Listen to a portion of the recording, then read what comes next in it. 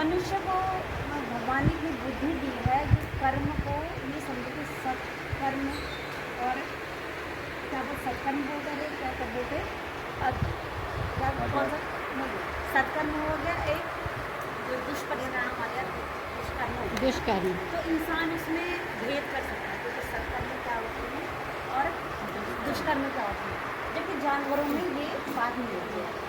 तो इंसान जो करता है कर्म करता है, एक सत्कर्म करता है, एक दुष्कर्म करता है।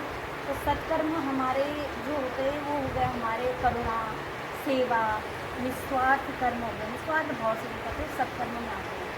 और दुष्कर्म में वही आ जाते हैं हमारे कि अपने में खान पान हमने पेट भरना तो हमें कहाँ से और ज़्यादा मिल पाए और कहाँ से हमको मिल पाए, ये मिल रहा है तो हम किसी को धोखा दे के कर सके, जबकि ये जानवरों में ये भावना नहीं होती, ये वो आइडेंटिफाई नहीं कर पाते, जबकि इंसान ये कर सकते हैं।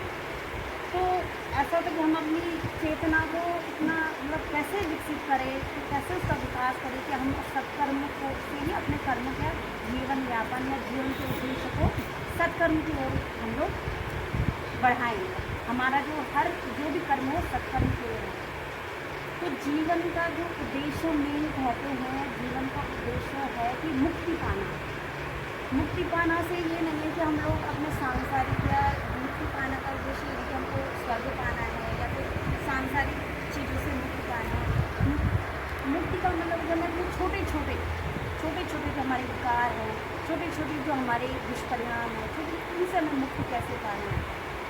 रोज़मर्रा में जैसे हमारे जो कोई हमें रोग है, हमारे रोग हम उससे कैसे मुक्ति पाएँ, तो ये भी एक मुक्ति है, ये भी जीवन का एक उद्देश्य हो सकता है।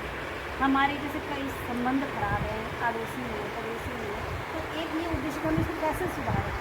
तो जैसे हम लोग एक चेयर पे बैठे थे, तो जीवन का उद्देश्य अब इस चेयर पे हमको कील चुभ रही है, तो हमारा उद्देश्य क्या होगा कि हम इसमें बैठे हुए ज्ञान झाड़ते रहें और ज्ञान की बात दे रहे, स्पीच दे रहे हैं।